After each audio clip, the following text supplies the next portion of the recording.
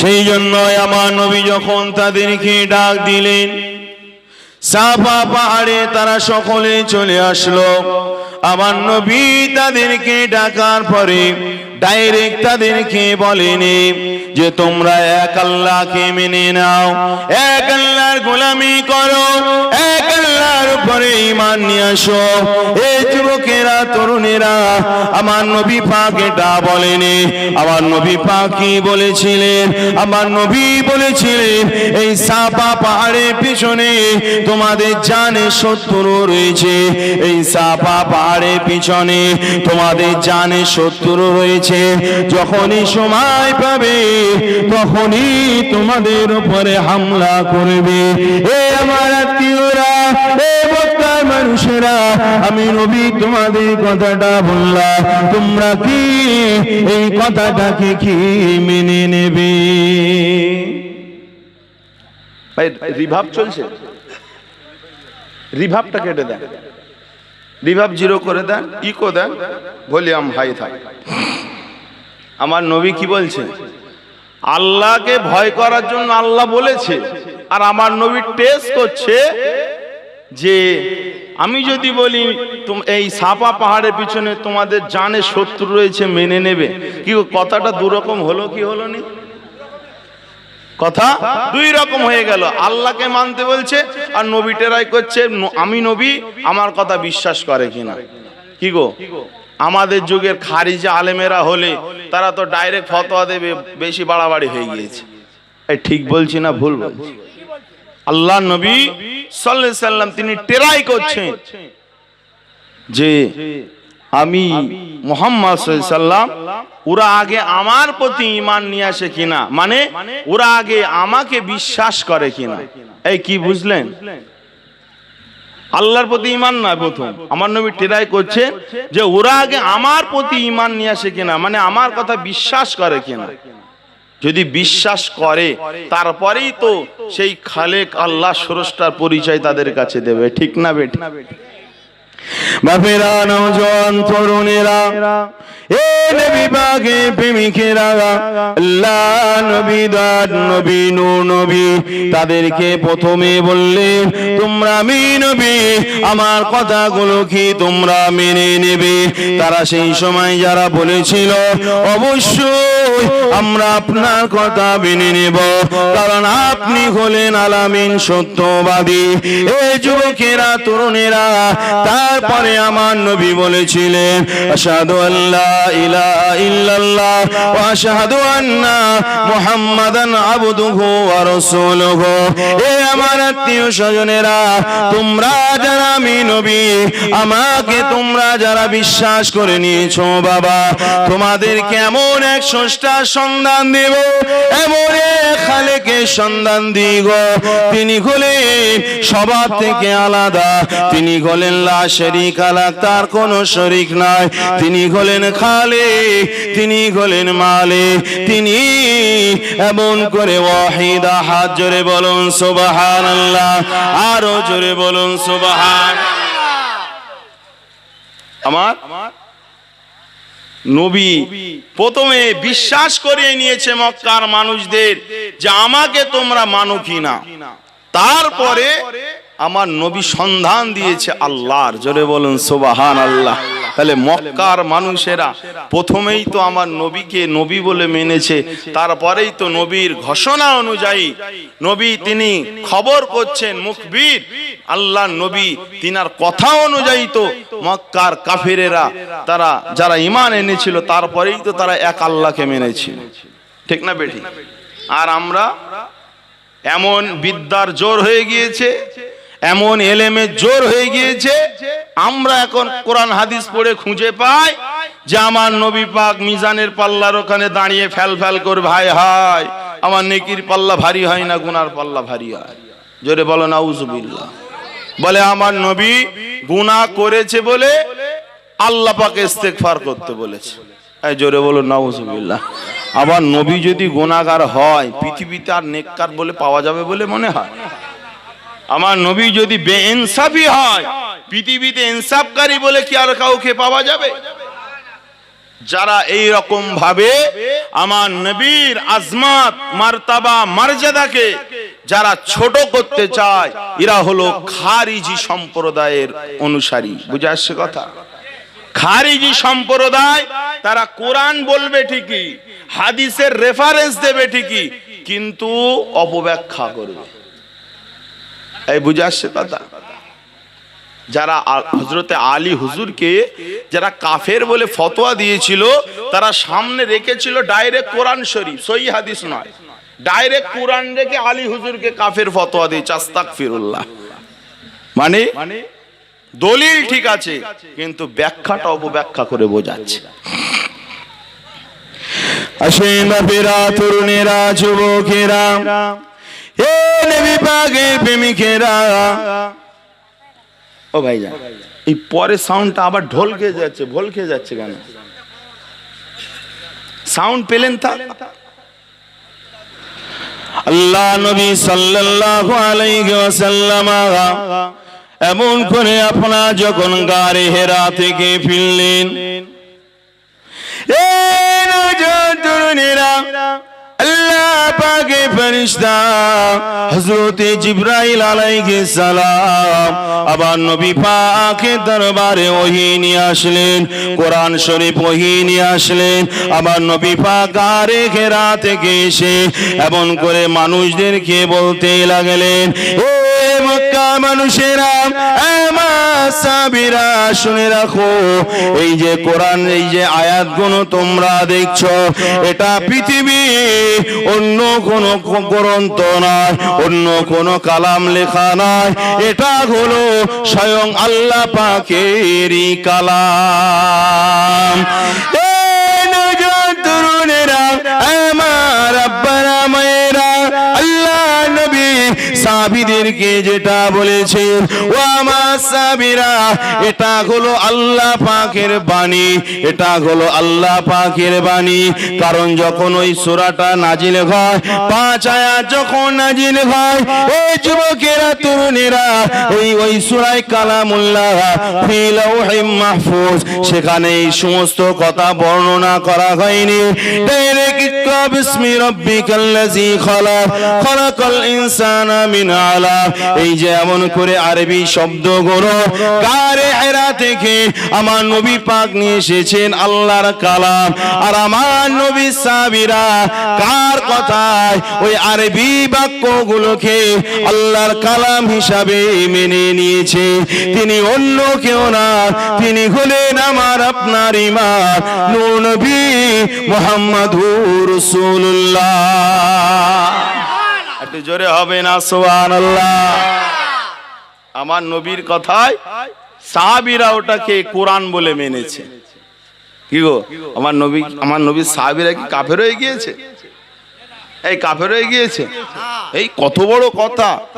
নবীর কথায় আল্লাহর কোরআন মানতে হবে, নবীর থেকে তো আল্লাহ বড়। এই ঠিক বলছি না ভুল বলছি? নবীর কথায় আল্লাহর কোরআন মানতে হবে, নবীর থেকে তো আল্লাহ বড়। এ ভাই, এ কেমন দেখলেন তো? কড়া ডোজ আপনাকে যখন দেবে না, এখন আপনাকে বলছি বলে আপনি ভাবছেন যে না এটা ঠিকই, যখন আচমকে সে বলবে তখন কি করবে? আমার আল্লাহ পাক রব্বুল আলামিন, তিনি ঠিক আছে, তিনি মানে এমন করে তাওহীদ, আর আমার নবী পাক হলেন রিসালাত। জোরে বলুন, একটু জোরে বলেন না সুবহানাল্লাহ। এটা হলো তাওহীদ আর রিসালাত, আল্লাহ এবং আল্লাহ রসুলের সঙ্গে সম্পর্ক। জোরে বলুন সুবহানাল্লাহ। কেউ যদি আমার নবীকে বাদ দিয়ে আল্লাহকে পেতে চায়, ওই মানুষটা অসম্পূর্ণ মানুষ, ওর ভেতরে ঈমান নাই। আর কেউ যদি তাওহীদকে মানতে চায়, রিসালাতকে মেনে সিনায় গাঁথতে হবে, তাহলে সে তাওহীদ অর্থাৎ আল্লাহকে মানতে পারবে, তখন সেই কামেল মুমিন হবে। জোরে বলুন সুবহানাল্লাহ। আর আহলে সুন্নাতুল জামাতের আকীদা, নবী পাক হলেন বেগুনাহ মাসুম। আল্লাহ পাক তিনার জীবনের আগে পিছে সমস্ত গুনাহগুলোকে মাফ করে দিয়েছেন। জোরে বলেন সুবহানাল্লাহ। আমার সেই নবী পাক সাল্লাল্লাহু আলাইহি ওয়াসাল্লাম এমন করে এই একচিরা কথা বলছো কেন? এই চুপ করো, বস। তোমরা ভালো ছেলে বদমাইশ করলে হয়? কোনো ভালো ছেলে না। আমার রসুল পাক সাল্লাল্লাহু আলাইহি ওয়াসাল্লাম কি আল্লাহ এমন লেভেলে আমার আল্লাহ রেখেছে যে আমার নবী ছাড়া আল্লাহ মানাটাকে ওটা মানে অসম্পূর্ণ রয়ে যায়, আর আমার নবীকে ধরলে আল্লাহ মানাটা সম্পূর্ণ হয়। জোরে বলুন সুবহানাল্লাহ। বাপেরা, পৃথিবীর জমিনে প্রচুর দল মতপাত আসবে বাবা। এই খারি এমন করে আল্লাহ নবী বললেন যে ৭৩টা ফেরকা একটা জান্নাতে যাবে, বাদ বাকিরা জাহান্নামায় যাবে। বাপ, ওদের ভেতরে নামাজ থাকবে, রোজা থাকবে, হজ থাকবে। আস্তে আস্তে বলেন আর সরে আসে। আমার ভাইরা মনে হয় এই বর্ডার করে বসেছে, শয়তান মনে হয় ঢুকতেই দেবে না, ঠিক না বেঠি? আমার ভাইয়েরা, আমার আব্বা জানেরা এটা সরে সরে আসে। দরুদ শরীফ আল্লাহুম্মা সাউন্ড চেপে দিয়েছি হঠাৎ করে, সাউন্ড মানে দেখে সাউন্ড বাড়াও, গলা বসে যাচ্ছে।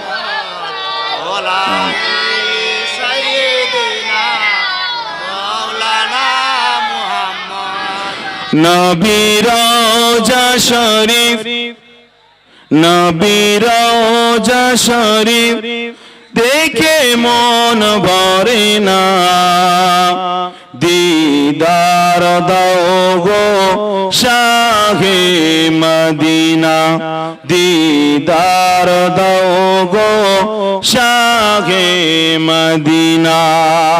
জোরে বলুন না সুবহানাল্লাহ। আল্লাহ কবুল করেন, বলেন আল্লাহুম্মা আমিন। আরশের মেঘমান করেছেন আল্লাহ, কত শান কত মান মর কামলিওয়ালা। জোরে হবে না? নারে দিবে, নারে রিসালা, নারে রিসালা। আরশের মেঘমান করেছেন আল্লাহ, কত শান কত মান মোর কামলিওয়ালা। ও গো মদিনাওয়ালা করো করুণা, দিদার দাও গো শাহে মদিনা, দিদার দাও গো শাহে মদিনা। আল্লাহুম্মা সাল্লি আলা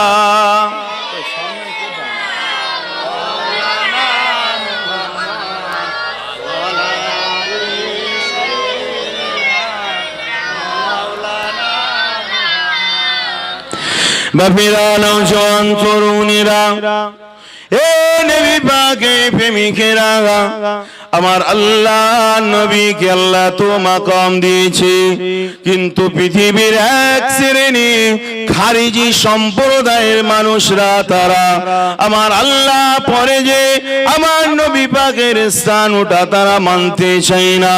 বিভিন্ন দিক দিয়ে তারা আমার নবী পাকের দোষ ত্রুটি খুঁজতে চায়। এই ঠিক না বেঠিক? কারণ আমি হলাম শ্রেষ্ঠ। আমরা যেমন দুনিয়াতে আছি, কবরে যাব, আমার নবী পাক কবরে গিয়েছে, বুঝলেন? ইদানিং খারিজিরা একটা সময় আমার নবী মানে মরে গিয়েছে, পচে গিয়েছে, মানে আমরা যেরকম বডি শেষ হয়ে যায়, আল্লাহ নবী শেষ হয়ে গিয়েছে, এরকম তারা খারিজিরা আকীদা রাখতো। কিন্তু এখন তারা মানে এই বিষয়টাই একটু মানে আকীদা মানে একেবারে পথভ্রষ্ট থেকে একটু একটু যেন উন্নতির দিক গিয়েছে। তারা বলছে যে না, মরে পচে গেছে ওটা বলা যাবে না, তবে বরজকি হালত হিসাবে তিনি যেমন ভাবে জিন্দা থাকা দরকার তেমন জিন্দা আছে। কি গো, আমার নবী যদি কবরে যদি মানে আমাদের মতো চিটপাটাং হয়ে যদি শুয়ে থাকে, নাউজুবিল্লাহ, তাহলে আমার নবী বাদশাহ নুরুদ্দিন জাঙ্গিকে কিভাবে স্বপ্ন দেখালো? এই ঠিক বলছি না ভুল বলছি? শুনতে খারাপ লাগলে বলবেন। কেন? নবী শাফাআতকারী, নবী শাফাআত ছাড়া কেউ জান্নাতে যেতে পারবে না, আমিও পারবো না। যতই নামাজ থাক, যতই রোজা থাক, যতই হজ থাক না কেন, যদি নবীর ভালোবাসা সিনায় যদি না থাকে আব্দুল্লাহ বিন উবাইয়ের মতো মুনাফিক হয়ে যেতে হবে, আর সাহাবীদের মতো ইমানদার হতে হবে না। সাহাবীদের ইমানের মর্যাদা মাকাম কেন, সাহাবীদের মাকাম এত উঁচু কেন? সাহাবী হুজুরদের সিনায় আমার নবী পাক ছিলেন। জোরে বলুন সুবহানাল্লাহ। মুসলমান ঘরে ছেলে মেয়েরা, আব্বারা, তরুণেরা, এ নবী পাকে প্রেমিকেরা, আমার আপনার নবী দান নবী নূর নবী। 1 তারিখে তিনি উহুদের যুদ্ধে, 1 তারিখ আল্লাহ নবী যুদ্ধের মাল বিতরণ করছিলেন। হঠাৎ করে বানি তামিম গোত্রের যুলখায়সারা নামক একজন ব্যক্তি এসে আল্লাহ নবীকে বললেন, মুহাম্মদ তুমি ইনসাফ করো। জোরে বলো না নাউজুবিল্লাহ। একটু মাইক ম্যান ভাই ডাকেন, সাউন্ড একেবারে চেপে দিয়েছে, গলা টেনেই নিচ্ছে, এমনি গলায় ব্যথা হয়ে গিয়েছে।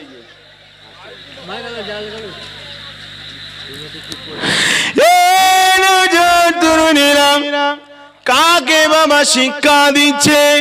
আল্লাহ নবীকে শিক্ষা দিচ্ছে, মুহাম্মদ তুমি ইনসাফ করো। আল্লাহ নবী সেই সময় বলেছিলেন, বাবা আমি যদি ইনসাফকারী না হই, পৃথিবীর আর কে ইনসাফকারী হবে? কেউ কত বড় সাহস বুঝতে পারছেন তো? আমার নবীকে জ্ঞান দিচ্ছে ইনসাফ করো। তাদের আমল, তাদের আখলাক দেখে কিছু মানুষ, কিছু সাহাবীগণ আখলাক দেখে তারা অবাক হয়েছিল, কারণ তাদের এত সুন্দর কোরআন তেলাওয়াত, এত সুন্দর নামাজ। এই ঠিক বলছি না ভুল বলছি? আমার নবীকে যে বলছে ইনসাফ করো মুহাম্মদ সাল্লাল্লাহু আলাইহি ওয়াসাল্লাম, ওই ব্যক্তি যতই নামাজ পড়ুক, যতই কোরআন তেলাওয়াত করুক, ওর ভেতরে ঈমান আছে বলে মনে হয়, তারপরেও সে নিজেকে ঈমানদার বলে দাবি করছে। বুঝে আসছে কথা? আসেন বাপেরা, নওজোয়ান তরুণেরা, পৃথিবীর জমিনে 73টা ফিরকা হবে বাবা, 72টা জাহান্নামায় চলে যাবে, আর একটা দল জান্নাতে চলে যাবে। ওই দলটা হলো আহলে সুন্নাতুল জামাত। জোরে বলুন সুবহানাল্লাহ। এই যুবকেরা, তরুণেরা, এই নবী পাকের প্রেমিকেরা, আর বাদ বাকি যারা জাহান্নামায় চলে যাবে, তাদের ভিতরে নামাজ থাকবে না, হাত থাকবে, রোজা থাকবে না, হাত থাকবে, হজ থাকবে না, হাত থাকবে, কোরআন হাদিস থাকবে না, হাত থাকবে। এই যুবকেরা, তরুণীরা, তারা এমন করে এক আল্লাহকে মাননেওয়ালা দাবিদার তারা হবে, তারা এক নবীকে মাননেওয়ালা দাবিদার তারা হবে। তারা কোরআন থেকে রেফারেন্স দেবে, তারা হাদিস থেকে রেফারেন্স দেবে, কিন্তু তারা ব্যাখ্যাটা উল্টো করে মানুষের ঈমানটাকে তারা চুরি করে নেবে। কি গো, সেই আল্লাহ নবীর জামানায়, বাদশাহ নুরউদ্দিনের জামানায় যারা আমার নবী পাক সাল্লাল্লাহু আলাইহি ওয়াসাল্লামের জিসিম মোবারক চুরি করতে এসেছিল, যে গর্তটা খুঁড়েছিল বাবা, গর্তটা কি দিয়ে চাপা দিয়ে রেখেছিল? এই জানেন কি জানেন না? নামাজের পাটি দিয়ে চাপা দিয়ে রেখেছিল। আমার নবী পাক সাল্লাল্লাহু আলাইহি ওয়াসাল্লাম জিসিম মোবারক চুরি করবে, গর্ত খুঁড়েছে, আর ওই গর্তটা মানুষকে বোঝানোর জন্য ওরা কি করেছে, যাতে মানুষ না বোঝে, নামাজের পাটি চাপা দিয়েছে। বলেন, আমার আপনার মতো একটা সাধারণ লোক যদি হয় আর ওটা যদি দেখে, ও বিশ্বাস কিভাবে করবে যে এর নিচে আমার নবী পাক সাল্লাল্লাহু আলাইহি ওয়াসাল্লামের জিসিম মোবারক চুরি করার গর্ত খুঁড়েছে, সুড়ঙ্গ খুঁড়েছে? কেউ বিশ্বাস করবে? বাপ, সামনে লেবেল মডেল কি লাগিয়েছে? নামাজের পাটি, ঠিক না বেটি? ওই গর্ত আবদাল করার জন্য যদি অন্য কোনো কাপড় বলেন, কোনো কাঠ বলেন, বা কোনো জিনিস বলেন, যদি তা দিয়ে যদি চাপা দিত একটা তবু মানা যেত, কিন্তু নামাজের পাটি দিয়ে চাপা দিয়েছে। এই বুঝে আসছে কথা? তো নামাজের পাটি। আর আমাদের সমাজের খারিজিরা, তারা কোরআনের নাম, কোরআনকে সামনে রেখে, হাদিসকে সামনে রেখে, ভেতর থেকে নূর নবীর মহব্বত ভালোবাসাকে তারা বের করে দিয়ে তারা আমাদেরকে বেঈমান বানিয়ে দিচ্ছে, কিন্তু আমরা সেটা বুঝতে পারছি না, সেই জন্য ঈমান থেকে মানুষ দূরে সরে যাচ্ছে। তবে একটা জিনিস বাপ শুনে রেখে দেন, পৃথিবীর জমিনে যতদিন আহলে সুন্নাতুল জামাতের অনুসারী মানুষ এক আল্লাহকে আল্লাহ বলে ডাকবে, ততদিন আল্লাহ কিয়ামত দেবেন না। জোরে বলুন সুবহানাল্লাহ। আর পৃথিবীর মানুষ যাদের অন্তরে আল্লাহ নেই, তারা যদি শুধু মুখে মুখে আল্লাহ করে, ও আল্লাহ আল্লাহর দরবারে গ্যারান্টেড হবে না। বাপেরা, নওজোয়ান তরুণেরা, এ নবী পাকের প্রেমিকেরা, আল্লাহ নবী যখন ওই বানি তামিম করতে জুলখায়সা নামে ওই ব্যক্তি যখন উপদেশখানা দিতে লাগলো, আল্লাহ নবী বললেন, বাবা আমি মুহাম্মদ সাল্লাল্লাহু আলাইহি সাল্লাম যদি ইনসাফ করি না হয়, পৃথিবীর আর কে ইনসাফকারী হবে? এ যুবকেরা, তরুণেরা, আল্লাহ নবী সাহাবী আলী হুজুর হযরত উমরে ফারুক হুজুর এমন করে তাকে ঘেরাও করে নিলেন, কারণ পৃথিবীর জমিনে এত বড় দুঃসাহসিকতার মানুষ পৃথিবীর জমিনে এমন করে কি করে হতে পারে যে কিনা আমার নবীকে উপদেশ দেবে, আমার নবী পাককে দিনে শিক্ষা দেবে? হযরত উমর হুজুর রেগে গেলেন। আল্লাহ নবী উমরকে বললেন, এ বাবা উমর, তুমি তাকে ছেড়ে দাও, তুমি তাকে হত্যা করো না। এই নওজোয়ান তরুণেরা, আল্লাহ নবীর কথা উমর হুজুর তাকে ছেড়ে দিল। আর আমার নবী পাক বলেছিলেন, তারা এত সুন্দরভাবে তারা নামাজ আদায় করবে, ওদের নামাজ দেখে তোমাদের নামাজটা তুচ্ছ মনে হবে। তারা কোরআন শরীফ তেলাওয়াত করবে, তাদের তেলাওয়াত শুনে তোমাদের তেলাওয়াতটা তুচ্ছ মনে হবে। কিন্তু আল্লাহ নবী বললেন, ও বাবা ওমা, শুনে রেখে দাও, তারা কোরআন তেলাওয়াত করবে ঠিকই, কিন্তু কোরআন তাদের গলা থেকে দিল পর্যন্ত আসবে না। তারা কোরআন পড়বে, কিন্তু ওই কোরআন তাদের দিল পর্যন্ত আসবে না। এটা কারা কোরআন তেলাওয়াত করবে বাপ? হ্যাঁ, ওই গোষ্ঠীরা কোরআন তেলাওয়াত করবে, কিন্তু ভেতরে আসবে না। আচ্ছা বলেন, এটা আমার কথা না আমার নবীর কথা? তার মানে কি বুঝলেন আপনি? মানে যাত্রার মুখ থেকে কোরআনের বাণী নেওয়া যাবে না। এই 72টা ফেরকা, এতে আপনার হিন্দু নেই, বুঝলেন, এতে আপনার শিখ নেই, এতে আপনার অন্যান্য ধর্মের মানুষেরা এই 72 ফেরকার আওতায় নয়। এই 72 ফেরকায় আওতায় তারাই যারা দাবি করে এক আল্লাহ, এক নবীকে মানি, যারা নামাজ পড়ে, রোজা রাখে, কোরআন পড়ে, হাদিস পড়ে, এই দলের মধ্যে থেকেই 72টা ফেরকা তৈরি হবে। তারা সবাই কোথায় যাবে? জাহান্নামায় চলে যাবে। সেই জন্য সবার মুখ থেকে কোরআন হাদিসের বাণী নেওয়া যাবে না।